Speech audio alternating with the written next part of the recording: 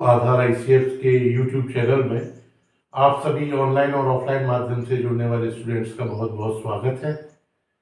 Last class में हमने आपको राष्ट्रपति के विषय में पढ़ाया था। आज राष्ट्रपति, उपराष्ट्रपति, प्रधानमंत्री, इनके विषय में लास्ट क्लासों में आपने जाना था।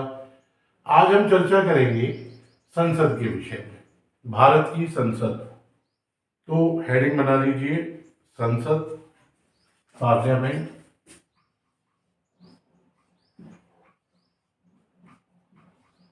तो पहला प्रश्न कि संसद का निर्माण किस किस से मिलकर होता है। संसद का निर्माण, संसद के कौन कौन से भाग हैं, तो ये आपको बताते हैं। सबसे ऊपर होते हैं राष्ट्रपति,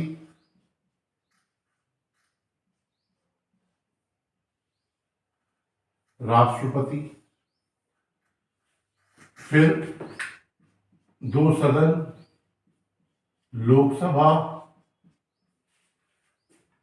और राज्यसभा।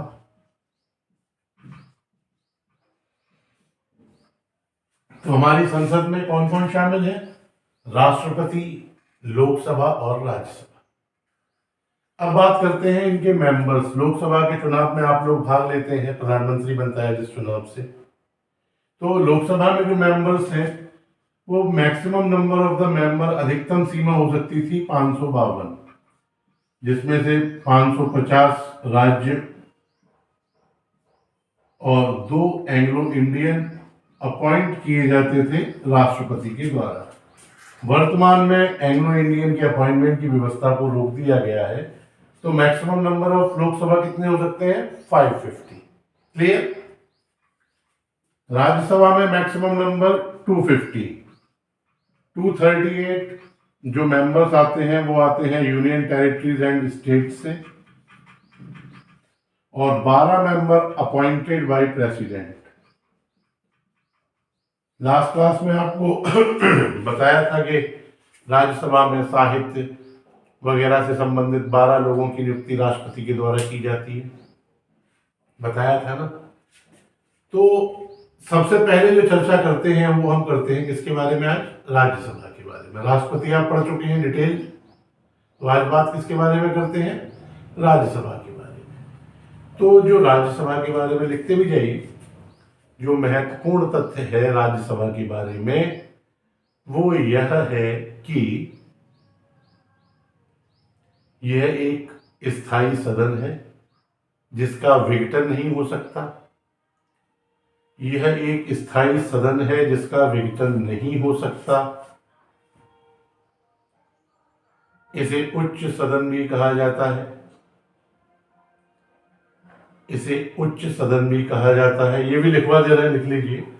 इसकी अधिकतम सदस्य संख्या 250 निर्धारित है। इसकी अधिकतम सदस्य संख्या 250 निर्धारित है, जिसमें 238 सदस्य राज्य और संघ शासित क्षेत्रों से निर्वाचित होते हैं,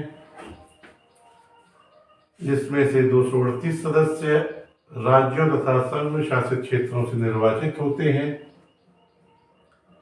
जबकि 12 सदस्यों की नियुक्ति या अपॉइंटमेंट या मनोनयन, जबकि 12 सदस्यों का मनोनयन राष्ट्रपति द्वारा किया जाता है, जो साहित्य, विज्ञान, कला, समाज सेवा, जो साहित्य, विज्ञान, कला, समाज सेवा, लिखिए क्या हुआ, आदि क्षेत्रों से संबंधित होते हैं। वर्तमान, ठीक है, यहां तक क्लियर है ना। अब बात करते हैं राज्यसभा के कार्यकाल की। आप कहेंगे सर जब विघटन नहीं होता तो कार्यकाल, राज्यसभा का विघटन नहीं होता, इसके सदस्यों का कार्यकाल तो समाप्त होता है ना। तो याद रखिएगा, जो राज्यसभा के सदस्यों का कार्यकाल है वो होता है 6 वर्ष। राज्यसभा के 1/3 सदस्य प्रत्येक दूसरे वर्ष रिटायर होते रहते हैं। लिख लीजिए, राज्यसभा का कार्यकाल 6 वर्ष होता है तथा इसके 1/3 सदस्य प्रति 2 वर्ष पर अवकाश ग्रहण करते हैं। क्लियर? चलिए अब बात करते हैं कि राज्यसभा का सदस्य बनने के लिए योग्यता क्या होनी चाहिए। तो योग्यताएं भी सिंपल हैं, ज़्यादा कुछ है नहीं उसमें। भारत के नागरिक हों, आप 30 वर्ष की आयु पूर्ण कर चुके हैं और संसद द्वारा निर्धारित किसी अयोग्यता को धारण ना करते हो, अपराधी वगैरह ना हो, मानसिक ना हो, दिवालिया ना हो, दिमाग आपका खराब ना हो, ऐसी जो बनाई हुई है संसद ने उसमें आप धारण करते हो। लिख लिया, नागरिक हों, 30 वर्ष की आयु प्राप्त कर चुके हों और संसद द्वारा निर्धारित अयोग्यता धारण ना करते हो कोई, या संसद द्वारा निर्धारित योग्यताएं धारण करते हो, कैसे भी लिख लीजिए। अब एक बार महत्वपूर्ण चीज, जो लोग जिन स्टेट से संबंधित हैं ऑनलाइन में भी, वो अपने अपने स्टेट की सीट्स देख लीजिएगा कि राज्यसभा में उनके स्टेट को कितनी सीटें हैं, क्योंकि अलग अलग हिसाब है सबका और सबको अलग अलग सीटों के आवंटन है। तो हम नहीं चाहते कि कोई दुविधा की स्थिति किसी के सामने उत्पन्न हो। ठीक है, कुछ जो स्टेट्स हैं जो हमें याद आते जा रहे हैं उनका हम आपको बता दे रहे हैं कि क्या है। जैसे आंध्र प्रदेश को 11, असम 7, बिहार 16, झारखंड 6 और गुजरात 11, हरियाणा 5, केरल 9, MP 11, तमिलनाडु 18, महाराष्ट्र 19, उड़ीसा को 10 दी हुई हैं, पंजाब को 7, यूपी को 31, उत्तराखंड को 3। तो ये आप और देख लें अपने यहाँ कि आपके राज्य को कौन सी मिलती है। हिमाचल प्रदेश को 3 है, तो ये आप एक बार देख लेंगे वहां से जो बताई है, ये तो लिख लिया। ठीक है ना। अब बात करते हैं आगे सदस्यों का निर्वाचन। इनके सदस्यों का निर्वाचन कैसे होता है। तो याद रखिए कि जो राज्यसभा के सदस्य हैं इनका निर्वाचन आनुपातिक प्रतिनिधित्व प्रणाली तथा एकल संक्रमणीय मत पद्धति के द्वारा किया जाता है। ये दोनों क्या होती है ये आपको बताया है राष्ट्रपति वाले लेक्चर में, वहां से जाकर आप पता होना चाहिए आपको, आपने पढ़ा है तो। और ऑनलाइन माध्यम से जो लोग जुड़े हुए उन्होंने नहीं देखा है तो प्लीज जाकर देखिए, समझ में आ जाएगा। क्लियर है यहां तक।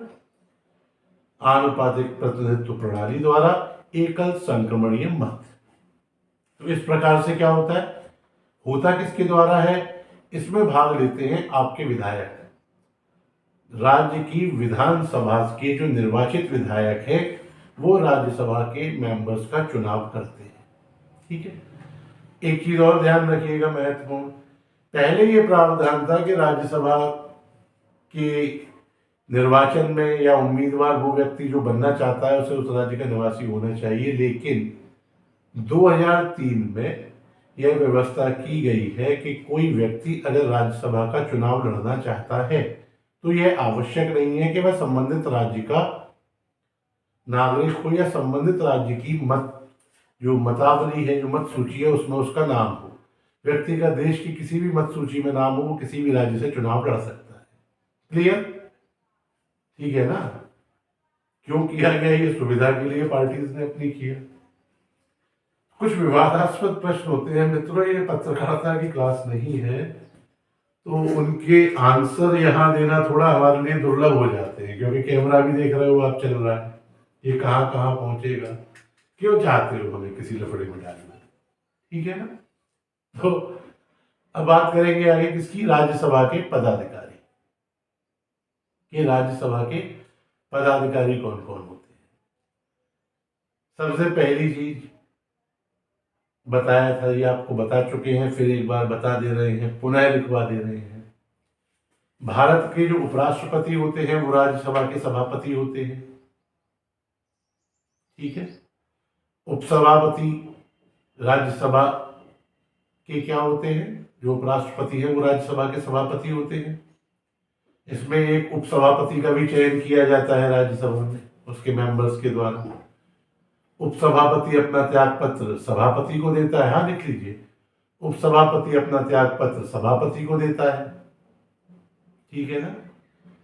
यदि वह राज्यसभा सदस्य नहीं रहता तो उसका पद रिक्त हो जाता है।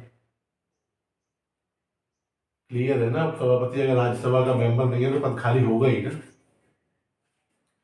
राज्यसभा के तत्कालीन समस्त सदस्यों के बहुमत से पारित संकल्प द्वारा उसे पद से हटाया जा सकता है। उपराष्ट्रपति कैसे हटेगा ये आपको बता चुके हैं उपराष्ट्रपति वाले टॉपिक में। यहां तक कोई समस्या नहीं। अब राज्यसभा के लिए विशेष अधिकार। देखिए, सरकार लोकसभा के प्रति जिम्मेदार है, सरकार का चुनाव आप करते हैं। राज्यसभा को एक गार्जियन की तरह आप मान सकते हैं। कहते हैं राज्यसभा की जरूरत क्या है। देखिए, इतने विधेयक पारित होते हैं, बहुत से विधेयक ऐसे हैं जो लोकसभा में भी पारित किए जा सकते हैं, पेश किए जा सकते हैं। बहुत से ऐसे हैं जो सिर्फ राज्यसभा में भी पेश किए जा सकते हैं। कहने का मतलब है बहुत से विधेयक होते हैं जिसमें से कुछ विधेयकों की अनिवार्यता है कि वो लोकसभा में ही प्रस्तुत किए जाएंगे, उसके अलावा बहुत से बचते हैं। तो हम करते क्या है, राज्यसभा में विधेयक डाला, देखा वहां से पारित हो रहा है कि नहीं, पारित नहीं हो पाया, वहीं से वापस निकाल दिया। बाकी तो इससे क्या होता है, लोकसभा की अग्नि परीक्षा से सरकार बार बार बच जाती है, पहली चीज। दूसरी चीज, बहुत से ऐसे मुद्दे हैं जहाँ राज्यसभा प्रभावी है, वही आपको धीरे धीरे पता चलते जाएंगी। तो सबसे पहले जो बात कर रहे हैं राज्यसभा के विशेषाधिकार, कि भाई राज्यसभा को क्या विशेष अधिकार है कि जो कार्य केवल राज्यसभा ही कर सकती है। पहला,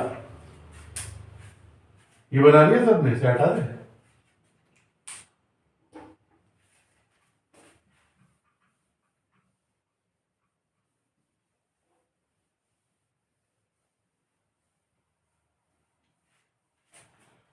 जो पहला याद रखना है वो आपको रखना है आर्टिकल 249। आर्टिकल 249 क्या है, इसमें कहा गया है कि राज्य सूची से संबंधित किसी विषय पर संसद कानून तभी बना सकती है जब राज्यसभा अपने 2/3 बहुमत से उस विषय को पारित करते हुए यह घोषित करे कि यह राष्ट्रीय विषय, राष्ट्रीय महत्व का विषय है और सभी के लिए कानून इस पर राज्यों के लिए आवश्यक है और संसद संबंधित विधि का निर्माण करे। समझ में आया? यदि राज्यसभा अपने उपस्थित सदस्य 2/3 बहुमत से राज्य सूची के किसी विषय को राष्ट्रीय महत्व का घोषित कर दे, तब उस विषय पर संसद विधि का निर्माण कर सकती है। ऐसा जो कानून बनेगा उसका कार्यकाल अधिकतम 1 वर्ष तक रहेगा। यहां तक कोई समस्या नहीं। Very good. ब्रैकेट में एक और अनुच्छेद डाल दीजिएगा, यही बता दे रहे हैं आर्टिकल 252। जब 2 या 2 से अधिक राज्य चाहते हैं कि उनके राज्यों के लिए सिर्फ कोई कानून बनाया जाए, तो ऐसा संकल्प आर्टिकल 252 के अधीन पारित किया जाता है। यह पारित हो जाएगा राज्यसभा से, उसके बाद संबंधित राज्यों के लिए कानून बन जाएगा और वह कानून तब तक जीवित रहेगा जब तक वह राज्य चाहे। ये 2 चीजें क्लियर हुई, आर्टिकल 249 और आर्टिकल 252। एक और महत्वपूर्ण आर्टिकल जो राज्यसभा के लिए महत्वपूर्ण बनाता है, आर्टिकल 312 312। इसमें क्या है, ये अखिल भारतीय सेवाओं के सृजन से संबंधित है। राज्यसभा में उपस्थित सदस्य 2/3 बहुमत से किसी संकल्प को पारित कर कर नई ऑल इंडिया सर्विसेज की स्थापना कर सकते हैं या गठन कर सकते हैं। यह काम लोकसभा नहीं करेगी, यह काम राज्यसभा ही कर सकती है। यहां तक क्लियर? चलिए, छोटी छोटी चीजें हैं, समझते चलिए, आगे बढ़ते चलेंगे। लेकिन मजबूरी ये समझाना आपको एक एक लाइन पड़ेगा इसमें, वरना लिखा तो सब जगह है। एक से एक बुक्स आती है, डॉक्टर सुभाष कश्यप जी की है, आदरणीय डी बसु जी की है, पुखराज जैन जी की है, बहुत सारी बुक्स हैं। लेकिन चीजें आपको पहले समझ में एक बार आ जाएंगी तो आप इजीली उन विधेयक को, उन बुक्स को पढ़ सकेंगे। अब राज्यसभा के विशेषाधिकार आपने पढ़ लिए, अब राज्यसभा के पास कुछ और अधिकार भी हैं, उनके बारे में भी आप जानिए। पहला है धन विधेयक के संबंध में। धन विधेयक, देखिए विधेयक 3 प्रकार के होते हैं ज्यादातर, साधारण विधेयक, वित्त विधेयक, ये भी आपको समझाएंगे भी आगे, धन विधेयक।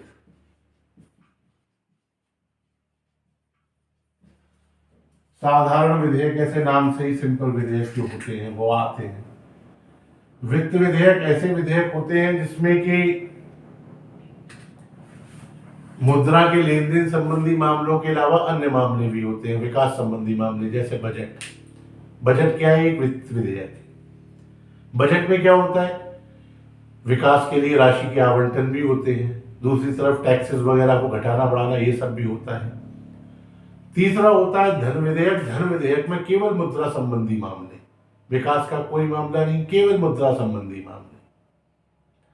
तो इस कंफ्यूजन, अगर कोई कंफ्यूजन रहे, जैसे कि अब ये समझ में नहीं आ रहा है सदन को कि ये धन विधेयक है या वित्त विधेयक, तो लोकसभा अध्यक्ष को यह शक्ति दी गई है कि वह जिस विधेयक को धन विधेयक प्रमाणित कर देंगे उसके जो ट्रीटमेंट्स होंगे वो धन विधेयक की तरह होंगे, जिस विधेयक को वो वित्त विधेयक प्रमाणित कर देंगे वो विधेयक वित्त विधेयक की तरह आगे चलेगा। ठीक है, तो अब बात करते हैं धन विधेयक। तो याद रखिएगा, धन विधेयक के संबंध में राज्यसभा को सिर्फ सिफारिश करने का अधिकार है। होता क्या है, लोकसभा में अनिवार्य रूप से धन विधेयक पेश किया जाता है राष्ट्रपति की पूर्व अनुमति से। राष्ट्रपति से स्वीकृति लेकर लोकसभा इधर, राज्यसभा इधर, लोकसभा में वो धन विधेयक रखा जाएगा, कंपल्सन है। यहां से पारित होकर राज्यसभा में आया, इनको 14 दिन का टाइम दिया गया राज्यसभा को। आप केवल कह सकते हैं कि ऐसा कीजिए, इसमें ये चेंज कर लीजिए, वो लिखकर आपने लोकसभा को भेज दिया। लोकसभा माने या ना माने, और चाहे तो आपके 14 दिन पूरे होने के बाद जैसे ही विधेयक पहुंचेगा वो उसे वैसे ही पारित कर देगी जैसे वो चाहेगी। तो 14 दिन की अवधि से अधिक राज्यसभा विधेयक रखेगी नहीं। क्लियर ना? तो धन विधेयक के संबंध में राज्यसभा को सिर्फ सिफारिश करने का अधिकार है, जिसे मानने न मानने के लिए लोकसभा स्वतंत्र है। राज्यसभा अधिकतम 14 दिन तक विधेयक को अपने पास रख सकती है, और यदि इस अवधि में विधेयक वापस नहीं होता तो इसे पारित मान लिया जाता है। ठीक है यहां तक? तो इसका अर्थ क्या निकलता है कि राज्यसभा ना धन विधेयक में कोई चेंज कर सकती है, ना उसे अस्वीकार कर सकती है। इस विषय में पावर किसके पास है? लोकसभा के पास। यहां तक क्लियर? तो ये मेन जो चीजें थी राज्यसभा के विषय में, वो हमने अभी आपके साथ यहां तक डिस्कस कर ली। क्लियर? अब जो हम आगे बात करेंगे, आगे चर्चा करेंगे, वो चर्चा करेंगे किसके बारे में? लोकसभा के विषय में। थोड़ा सा इसे भी पढ़ लीजिए लोकसभा को, लंबा टॉपिक है, नेक्स्ट लेक्चर तो लेना ही है, लेकिन थोड़ा सा इसमें आपको बता देते हैं। लोकसभा मेंबर्स वगैरह कितने होते हैं आपको बता ही दिए। चुनाव कैसे होता है? प्रत्यक्ष होता है, आप लोग भाग देते हैं, जो 18 वर्ष से अधिक आयु के लोग हैं वो इसमें भाग लेते हैं, है ना? तो लोकसभा जो होता है इसका विघटन भी हो सकता है। सरकार का निर्माण लोकसभा से ही होता है, सरकार लोकसभा के प्रति उत्तरदायी होती है, और इसे निम्न सदन कहा जाता है। क्या कहा जाता है? निम्न सदन।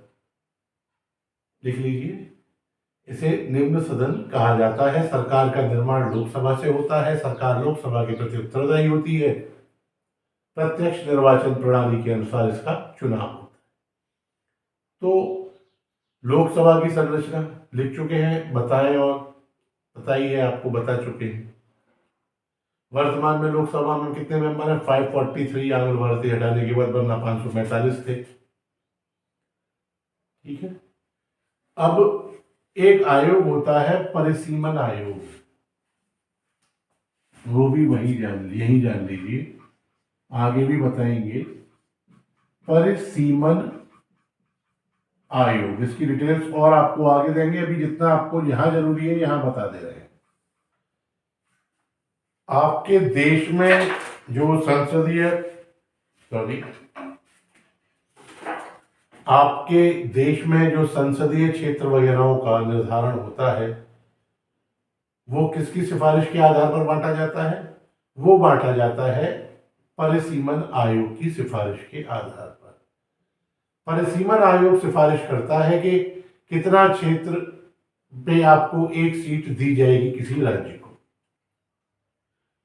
ठीक है, तो इस चीज को थोड़ा सा और आपको ध्यान रखना होगा, महत्वपूर्ण है परिसीमन आयोग। इसके बाद बात करेंगे आगे। यहां तक आपका नोट हो गया परिसीमन आयोग तक? लिख लीजिए इसमें किसी राज्य को लोकसभा में स्थानों का आवंटन और प्रत्येक राज्य को प्रादेशिक निर्वाचन क्षेत्र में विभाजित करने का काम परिसीमन आयोग करता है। ठीक है, क्लियर यहां तक? तो प्रत्येक राज्य को आवंटन हो गया। एक चीज और याद रखिए, हाल फिलहाल में अभी यह व्यवस्था की गई है कि 1971 की जनगणना के आधार पर 1971 की जनगणना के आधार पर जो हमने स्थान सुरक्षित रखे हैं उनमें कोई चेंज नहीं होगा। 97 की पहले व्यवस्था ये थी, दोबारा आपको बताते हैं कि 1971 के जनगणना के आधार पर जो लोकसभा और राज्यसभा के स्थान थे वो क्या किए गए थे, फिक्स कर दिए गए थे कि इनमें कोई चेंज नहीं कर सकते आप अगली जनगणना पर भी। 2000 तक क्या किए, स्थिर कर दिए गए।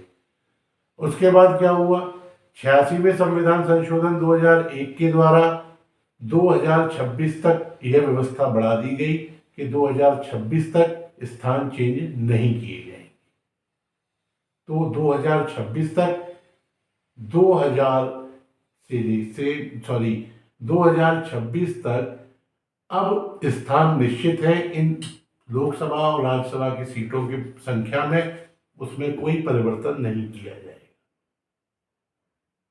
ठीक है, 87वें संविधान संशोधन अधिनियम 2003 में निर्वाचन क्षेत्रों का परिसीमन 2001 की जनगणना के आधार पर होगा, ना कि 1991 की। क्लियर? क्लियर है यहां तक? चलिए अब आगे बात करते हैं।